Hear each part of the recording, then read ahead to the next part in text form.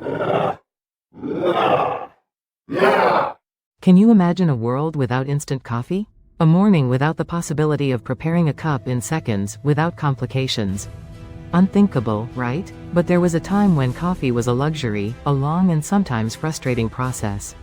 Until Nescafé arrived to change everything. This is the story of how a need became an empire. Let's go back to the 1930s. Brazil, one of the world's largest coffee producers, is facing a crisis. Overproduction threatens to sink the country's economy.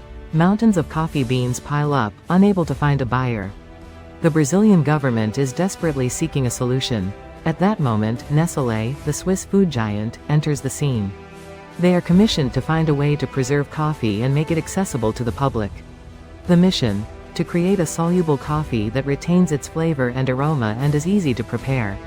A titanic challenge. For 7 long years, a team of scientists led by Max Morgenthaler works tirelessly in Nestlé's laboratories in Switzerland. They experiment, test, fail, and start again. The process is slow and complex, but the pressure is enormous. Brazil needs a solution, and Nestlé cannot fail. Finally, in 1938, the magic happens.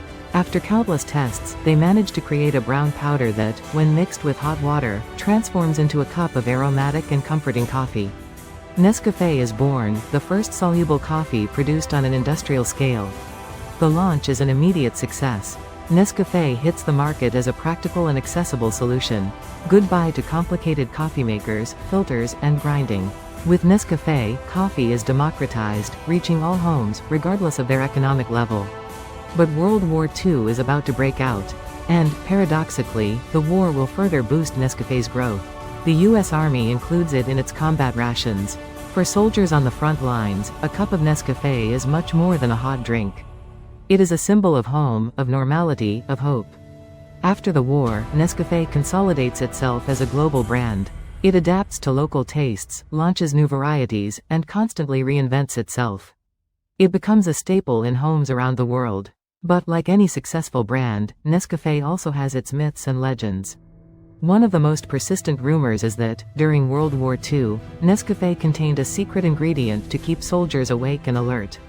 Some said it was an extra dose of caffeine, others spoke of more potent stimulants. The truth is that there is no evidence of this. Nescafé simply contained coffee, sugar and, in some versions, powdered milk. But the myth persists, fueled by the idea that something so simple could not have had such a great impact on troop morale.